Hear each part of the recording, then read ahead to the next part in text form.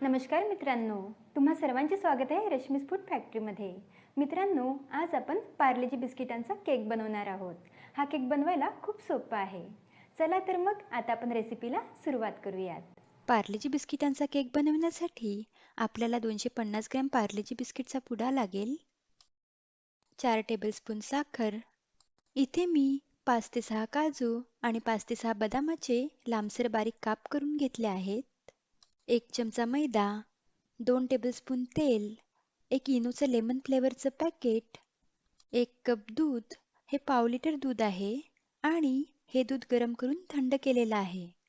रोज essence ऐवजी तुम्ही vanilla essence सुद्धा घेऊ शकता आणि जर तुमच्याकडे इसेन्स नसेल तर केकमध्ये नाही टाकला तरीही चालेल. इसेन्स टाकणे पूर्णपणे ऑप्शनल आहे. आता इथे मी बिस्किट पॅकेट फोडून घेतला आहे. त्यामध्ये असे हे 4 पॅकेट आहेत. आता हे पूर्ण बिस्किट मी तोडून घेतले आहेत आणि हे तोडलेले बिस्किट मिक्सरच्या भांड्यामध्ये टाकून मिक्सरला फिरवून घ्यायचे आहेत. आता हे बिस्किट मिक्सरला फिरवून झालेले आहेत. यामध्ये आता साखर ॲड करून मिक्सरला फिरवून घ्यायचं आहे.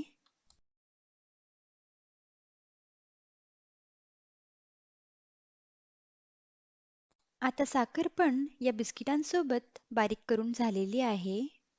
आता हे बारीक केलेले बिस्किट आणि साखरची पावडर मी मिक्सरच्या भांड्यामधून अर्धी पावडर एका प्लेटमध्ये काढून घेतली आहे.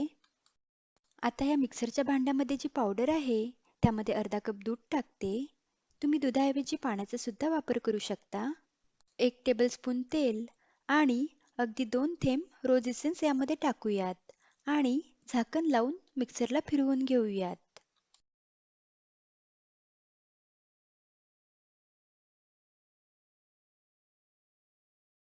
तुम्ही बघू शकता मिश्रण छान एकजीव झालेलं आहे. आता हे मिश्रण एका भांड्यामध्ये काढून घेऊयात आणि प्लेटमध्ये जी बिस्किट आणि साखरेची पावडर होती ती पण आता मिक्सरच्या भांड्यामध्ये टाकून घेतली आहे. आता त्यामध्ये राहिलेलं अर्धा कप दूध टाकायचं आहे आणि त्यापैकी फक्त चमचाभर दूध बाकी ठेवायचं आहे. 1 टेबलस्पून तेल आणि 2 थेंब रोज इसेन्स टाकून झाकण लावूयात आणि मिक्सरला फिरवून घेऊयात.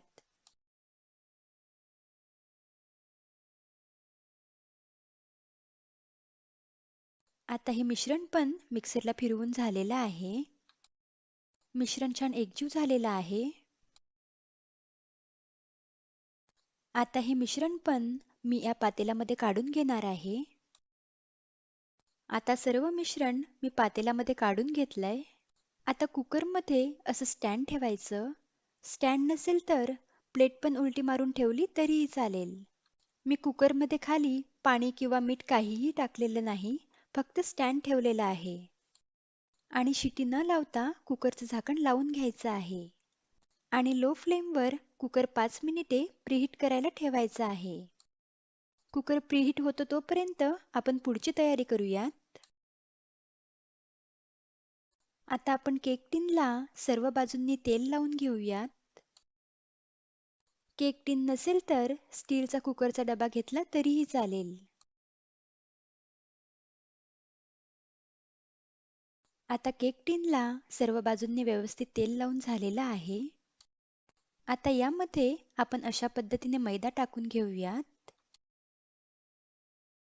मैद्याऐवजी गव्हाचं पीठ वापरलं तरीही चालेल किंवा तुमच्याकडे बटर पेपर असेल तर तो वापरला तरीही चालेल.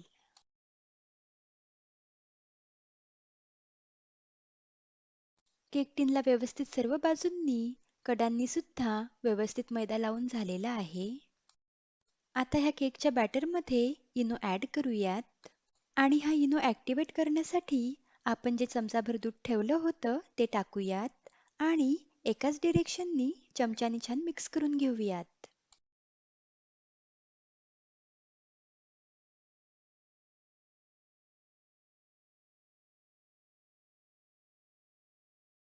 आता मिश्रण छान एकजीव करून झालेलं आहे.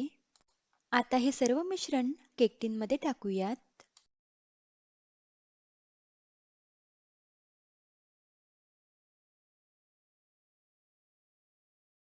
आणि केक टिन थोडा टॅप करून घेऊयात. जेणेकरून त्यातील एअर बबल्स निघून जातील. आता यावरून आपण ड्रायफ्रुट्स टाकूयात. इथे मी काजू आणि बदामाचे काप टाकत आहे. आता ड्रायफ्रुट्स पण टाकून झालेले आहेत. आता कुकर पण 5 मिनिटे लो फ्लेमवर प्रीहीट करून झालेला आहे. आता आपण कुकरचं झाकण ओपन करूयात आणि यामध्ये केक टिन ठेवूयात. केक टिन खूप सावकाश ठेवायचा आहे कारण कुकर खूप गरम आहे. आता कुकरचं झाकण लावूयात आणि लो फ्लेमवर 25 मिनिटे केक बेक होऊ देऊयात. गॅसची फ्लेम लोच ठेवायची आहे आणि कुकरला शिटी पण लावायची नाही आहे. आता 25 मिनिटे झालेले आहेत. आता आपण कुकरचं झाकण उघडूयात आणि चेक करूयात केक पूर्णपणे बेक झाला की नाही. तुम्ही बघू शकता केकला छान स्पंज आलेला आहे. आता सुरी केकमध्ये टाकूयात. तुम्ही बघू शकता बॅटर सुरीला लागत आहे, म्हणजे केक पूर्ण शिजलेला नाही आहे. आता पुन्हा कुकरला झाकण लावूयात आणि 10 मिनिटे लो फ्लेमवर केक बेक होऊ देऊयात. आता 10 मिनिटे झालेले आहेत. कुकरचं झाकण ओपन करूयात आणि सुरी केकमध्ये टाकून चेक करूयात. तुम्ही बघू शकता सुरी पूर्णपणे क्लीन निघाली आहे, म्हणजे आपला केक आता पूर्णपणे बेक झालेला आहे. तर हा केक पूर्णपणे बेक होण्यासाठी आपल्याला टोटल 35 मिनिटे वेळ लागला आणि हा केक बेक होताना गॅसची फ्लेम लोच ठेवायची आहे. आता हा केक टिन सावकाशपणे कुकर बाहेर काढायचा आहे. केक टिन कुकर बाहेर काढताना काळजी घ्यावी कारण कुकर खूप गरम आहे. आता केक टिन मी बाहेर काढून घेतला आहे आणि आता हा केक 30 मिनिटे पूर्णपणे थंड होऊ द्यायचा आहे. केक आता थंड झालेला आहे. तुम्ही बघू शकता केकच्या कडा ऑलरेडी मोकळ्या झालेल्या आहेत. तरीही आपण सुरीने ह्या कडा मोकळ्या करून घेऊयात.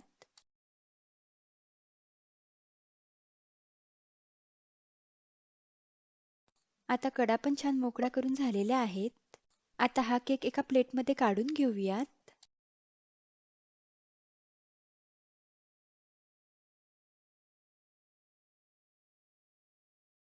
तुम्ही बघू शकता अगदी अलगदपणे केक छान निघालेला आहे.